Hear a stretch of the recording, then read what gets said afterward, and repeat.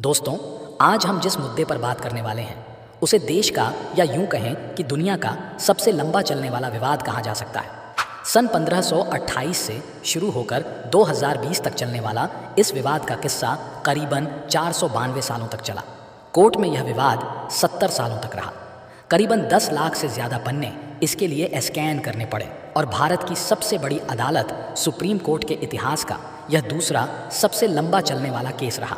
करीबन 40 दिन तक इसकी सुनवाई चली और इस केस के बारे में यह कहा जाता है कि यह वही केस है जिसे भगवान राम ने खुद लड़ा है। इस पूरे विवाद के चलते देश को कुछ बहुत भयानक दिन देखने पड़े। गोधरा कांड, गुजरात के दंगे, भागलपुर के दंगे, मुंबई के 1993 के बॉम्ब ब्लास्ट, यह सारी चीज़ें इस विवाद के चलते भारत को देखनी पड़ी हैं। तो चलिए शुरू से शुरुआत करते हैं। दोस्तों, वीडियो शुरू करने से पहले एक छोटा सा निवेदन है कि सच्ची श्रद्धा से कमेंट में जय श्री राम लिखकर परमात्मा को अपना आभार ज़रूर प्रकट करें। आप देख रहे हैं रोज का ज्ञान यूट्यूब चैनल। दोस्तों, इन सभी घटनाओं की शुरुआत होती है अयोध्या से। अवध या अयोध्या के लिए कहा जाता है कि भगवान राम यहाँ पैदा हुए थे और उनके पिता और उनका यहाँ पर साम्राज्य रहा। और भगवान राम के बाद उनके बेटे कुश ने, जो उनकी जन्मस्थली थी, वहाँ पर कई मंदिर बनवाए। वहाँ पर एक जन्मभूमि मंदिर भी बनाया गया था। और कुश के बाद भी भगवान राम की 44 पीढ़ियाँ थीं, उन्होंने भी अयोध्या में राज किया। समय के साथ चलते चलते ये जो मंदिर थे, इनकी हालत बहुत जर्जर हो चुकी थी। और ऐसा बताया जाता है कि जब उज्जैन के राजा विक्रमादित्य का दौर था तो वे एक बार अयोध्या पहुँचते हैं और वहाँ पर जब वह इन मंदिरों की हालत देखते हैं तो उन्हें बहुत दुख होता है। और राजा विक्रमादित्य ने उस समय इस मंदिर का पुनः निर्माण कराया था। इसके बाद करीबन 1500 साल बीतते हैं और 13 अप्रैल सन 1526 में बाबर भारत आता है और मुगल साम्राज्य की शुरुआत होती है। और 1526 से 2 साल के बाद बाबर अयोध्या पहुंचता है और यहाँ पर 1528 से 1529 के बीच बाबर के आदेश से उसके सेनापति मीर बाकी ने इस मंदिर को तोड़कर यहाँ पर बाबरी मस्जिद बनाई थी।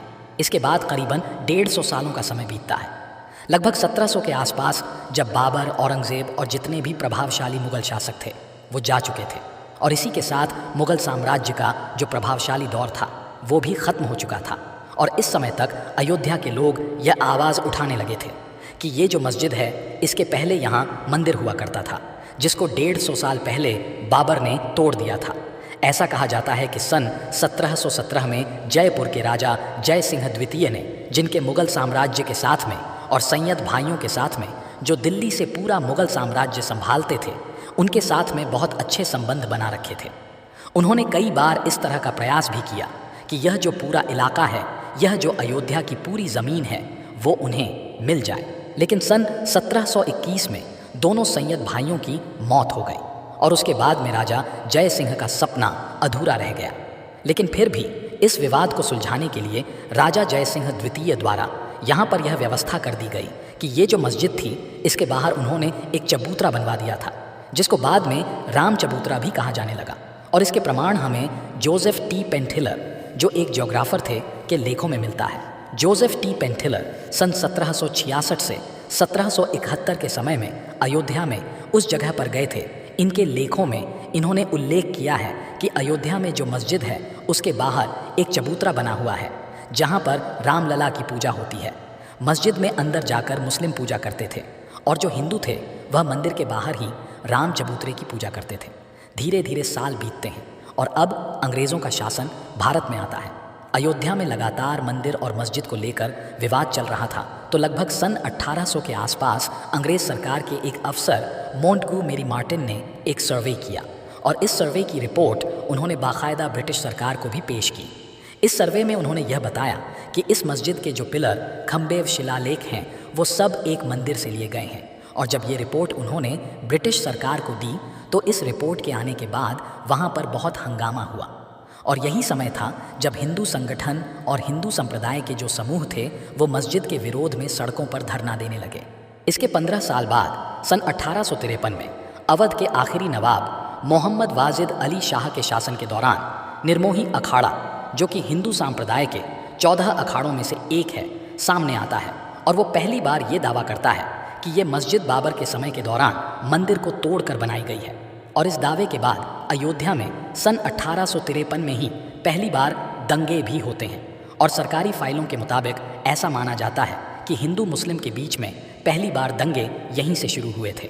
इसके बाद अयोध्या में लगातार हिंसा भड़कती रही। इसके बाद इन दंगों और विवाद की स्थिति को देखते हुए सन 1859 में अंग्रेज सरकार ने मस्जिद और चबूतरे को 2 भागों में बांट दिया। यह अंग्रेज सरकार की एक चाल थी इस विवाद और हिंसा को और भड़काने की, और ऐसा हुआ भी क्योंकि 26 साल तक यहाँ पे इसी तरह से विवाद चलता रहा। उसके बाद सन 1885 में निर्मोही अखाड़े के द्वारा यह मामला पहली बार अदालत में जाता है। निर्मोही अखाड़े के महंत रघुवर दास ने फैज़ाबाद डिस्ट्रिक्ट कोर्ट में ये अपील की कि ये जो प्राण चबूतरा है यहाँ पर हमें एक छोटा सा मंदिर बनाने की अनुमति दी जाए, लेकिन कोर्ट ने उनकी इस अपील को खारिज कर दिया। इसके बाद आज़ादी की लड़ाई के समय पूरे देश में तनाव का माहौल था और सन 1934 के समय अयोध्या में सांप्रदायिक दंगे होते हैं और इन दंगों में बाबरी मस्जिद की एक दीवार टूट जाती है। लेकिन इस दीवार के टूटने के बाद अंग्रेज़ों ने उस दीवार को दोबारा बनवा दिया था। अब सन 1947 में देश आज़ाद होता है और इसके बाद ऐसा बताया जाता है कि मस्जिद उस समय सिर्फ शुक्रवार को जुमे की नमाज के दिन खुलती थी और जो बाहर राम चबूतरा था वहाँ पर राम लला की एक छोटी सी मूर्ति विराजमान थी और उस मूर्ति के दर्शन के लिए उस समय भी वहाँ पर काफ़ी लोग आते थे। मतलब जितने लोग अयोध्या के बाकी मंदिरों और मठों के दर्शन के लिए जाते थे, उतने ही लोग उस चबूतरे के दर्शन के लिए भी आते थे। लेकिन लोगों में आक्रोश बढ़ने लगा था क्योंकि देश तो आज़ाद हो गया था, लेकिन इस मंदिर को और हमारे रामलला को आज़ादी नहीं मिली थी। और फिर आज़ादी के 2 साल बाद 23 दिसंबर 1949 को रात में कुछ लोग मस्जिद के अंदर घुसते हैं और मस्जिद के मुख्य गुंबद के नीचे रामलला की मूर्ति ले जाके वहाँ पर रख देते हैं और बाकायदा उनकी उसी समय पूजा भी शुरू की जाती है। और जब पूजा होती है तो घंटी की आवाज़ सुनकर वहाँ पर भीड़ इकट्ठा होने लगती है। मुस्लिम समुदाय को भी पता चलता है, पुलिस को पता चलता है, तो ये आलम हो गया था कि सुबह के 6:30 बजे तक वहाँ पर तमाम लोगों की भीड़ दर्शन करने के लिए इकट्ठी हो गई। मुस्लिम संप्रदाय भी वहाँ पर पहुँच जाता है और दंगे की स्थिति बन जाती है। जब पुलिस वहाँ पहुँचती है तो बताया जाता है कि वहाँ इतनी ज़्यादा भीड़ थी कि उस समय पुलिस कुछ भी कर पाने की हालत में नहीं थी। उस समय देश के प्रधानमंत्री जवाहरलाल नेहरू थे और जब यह मामला दिल्ली पहुँचता है तो नेहरू का ये कहना था कि हिंदुओं ने जो भी किया है वो गलत है, क्योंकि किसी भी धार्मिक जगह को आप जबरन ज़बरदस्ती करके उसको हथिया नहीं सकते। उस समय तक देश का संविधान भी लागू नहीं हुआ था, लेकिन नेहरू का कहना था कि यह गलत हुआ है, इसको अभी बदलना चाहिए। उस समय अयोध्या के डिस्ट्रिक्ट मजिस्ट्रेट के नायर थे और 23 दिसंबर को उसी दिन दोपहर 2:30 बजे के आसपास के नायर के पास दिल्ली से आदेश आ जाता है कि यह जो मूर्ति अंदर रखी है आप इसको बाहर निकालिए और इसको बाहर राम चबूतरे पर रखवाइए और मस्जिद की स्थिति को पहले जैसा करिए। के नायर इस आदेश को मानने से इनकार कर देते हैं और वह एक चिट्ठी लिखकर वापस भेजते हैं जिसमें वह कहते हैं कि अगर ऐसा कुछ किया गया तो यहाँ बहुत ज़्यादा हिंसा हो सकती है। जब यह चिट्ठी दिल्ली पीएम ऑफिस में पहुँचती है तो वहाँ से 4 दिन बाद ही 27 दिसंबर को एक दूसरी चिट्ठी के नायर के नाम पर आती है। उसमें कहा जाता है कि आपको जो आदेश दिया गया है आप उसको पूरा करिए और किसी भी तरह से आप इस मूर्ति को बाहर निकलवाइए। इसके जवाब में के नायर अपना इस्तीफ़ा दे देते हैं और इस्तीफ़े के साथ में वह कुछ सुझाव लिख कर देते हैं। उनके सुझाव यह थे कि क्योंकि यह बहुत गंभीर मामला बन चुका है तो आप एक काम करिए, आप इस मामले को अदालत को दे दीजिए, यह फैसला अदालत के पास चला जाए और जब तक अदालत का इस पर कोई फैसला नहीं आता है तब तक यह जो मस्जिद का एरिया है और इसके अंदर जो मूर्ति रखी हुई है इसके बाहर एक जालीनुमा गेट लगा दिया जाए। इससे ये होगा कि लोग बाहर से ही दर्शन करेंगे, अंदर कोई जा ही नहीं पाएगा और मस्जिद की सुरक्षा बनी रहेगी। यह सुझाव जब नेहरू के पास गया तो पंडित नेहरू को यह सुझाव बहुत अच्छा लगा। उन्होंने के नायर का इस्तीफ़ा तो स्वीकार नहीं किया, लेकिन उनका ये सुझाव उन्होंने स्वीकार कर लिया और तब से वहाँ पर रामलला की मूर्ति अंदर मस्जिद में ही रखी हुई थी। फिर जनवरी 1950 में हिंदू पक्ष कोर्ट में एक अपील डालते हैं। इस अपील में ये मांग रखी गई थी कि हिंदुओं को यहाँ पर पूजा करने की अनुमति दे दी जाए। तो अब कोर्ट दोनों पक्षों की स्थिति को ध्यान में रखते हुए इस अपील को खारिज कर देता है और हिंदू और मुस्लिम दोनों की एंट्री पर रोक लगा देता है। इस तरह से 9 साल बीत जाते हैं और साल 1959 में निर्मोही अखाड़ा दोबारा कोर्ट में अपील करता है। यह वो समय था जिस दिन सुनवाई के दौरान कोर्ट में इस पूरे क्षेत्र को विवादित ढांचा कहा गया था। विवादित ढांचा, यह जो शब्द है यह उसी दिन से निकला है। इसी के 2 साल बाद मुस्लिम पक्ष की तरफ से सुन्नी वक्फ बोर्ड सामने आता है और मुस्लिमों का पक्ष रखते हुए कोर्ट में केस दर्ज करता है। उनका कहना था कि यहाँ पहले भी मस्जिद थी और अभी भी मस्जिद है और यहाँ पर हिंदुओं की एंट्री को पूरी तरह से खत्म कर दिया जाए और यह पूरा क्षेत्र मुस्लिमों को दे दिया जाए। अब साल आता है 1980, जब जनसंघ से अलग होकर भारतीय जनता पार्टी बनती है। भारतीय जनता पार्टी के आने के बाद से चीज़ें पूरी तरह से बदल जाती हैं। भारतीय जनता पार्टी के आने के बाद हिंदू संगठन जैसे विश्व हिंदू परिषद, शिवसेना, बजरंग दल और इस तरह के जितने भी संगठन थे, कई जगहों पर राम मंदिर को लेकर अपनी सभाएं करते हैं। इसके बाद अप्रैल 1984 में दिल्ली के विज्ञान भवन में विश्व हिंदू परिषद एक धर्म संसद का आयोजन करती है और इस धर्म संसद में बीजेपी के बड़े बड़े नेता लाल कृष्ण आडवाणी, मुरली मनोहर जोशी, ये सभी लोग वहाँ पर पहुँचते हैं। यहाँ पर विश्व हिंदू परिषद के अंतर्राष्ट्रीय अध्यक्ष अशोक सिंघल यह ऐलान करते हैं कि राम मंदिर बनेगा और ज़रूर बनेगा और सीतामढ़ी से अयोध्या के लिए एक रथ यात्रा इसके लिए निकाली जाएगी और साथ ही ऐसी शिलाएं जिन पर श्री राम लिखा हो देश भर में भेजी जाएंगी। लेकिन इसी के कुछ महीने बाद अक्टूबर 1984 में इंदिरा गांधी की मौत हो जाती है। तो इंदिरा गांधी की मौत के बाद क्योंकि देश के हालात बिगड़ते हैं तो यह रथ यात्रा निकालने का कार्यक्रम टल जाता है। साल 1989 में विश्व हिंदू परिषद देश भर में राम मंदिर के लिए आंदोलन चलाती है। इस आंदोलन में ईंटें बांटना, लोगों से ईंटें इकट्ठी करना जिन पर श्री राम लिखा हुआ है और लोगों को बुलाना, उनकी सभाओं में इस तरह की चीज़ें चल रही थीं। तो बिहार के भागलपुर में अक्टूबर 1989 में एक सभा होती है तो वहाँ पर मुस्लिमों में एक भ्रम की स्थिति पैदा हो जाती है और मुस्लिमों और हिंदुओं के बीच वहाँ पर दंगे होते हैं जिनमें 1000 से ज़्यादा लोग मारे जाते हैं। ये दंगे अक्टूबर से शुरू होकर नवंबर तक चले थे। इसके बाद 25 सितंबर 1990 को बीजेपी के बड़े नेता लाल कृष्ण आडवाणी सोमनाथ से अयोध्या के लिए एक रथ यात्रा का ऐलान करते हैं। लेकिन जहाँ जहाँ से यह रथ यात्रा निकलती थी वहाँ पर दंगे होने लगते थे और इसी बीच देश में कर्नाटक, आंध्र प्रदेश, गुजरात और उत्तर प्रदेश में काफ़ी दंगे हुए और यह जो राम मंदिर का मुद्दा था इस रथ यात्रा के साथ पूरे देश भर में फैल गया था। अब दिन आता है 23 अक्टूबर 1990 का। करीबन इस रथ यात्रा के शुरू होने के 1 महीने बाद यह रथ यात्रा बिहार पहुंचती है। उस समय बिहार के मुख्यमंत्री लालू प्रसाद यादव और डीआईजी रामेश्वर उरांव थे। आडवाणी की यह रथ यात्रा जब बिहार के समस्तीपुर पहुंचती है तो वहां पर इस यात्रा को रोकने के लिए लालू प्रसाद यादव की तरफ से डीआईजी को एक संदेश जाता है कि इस यात्रा को रोकना है और रोकने के बाद आडवाणी को गिरफ्तार भी करना है। प्रमोद महाजन और लाल कृष्ण आडवाणी को गिरफ्तार कर लिया जाता है। आडवाणी के गिरफ्तार होने से लोगों में बहुत गुस्से का माहौल बन जाता है।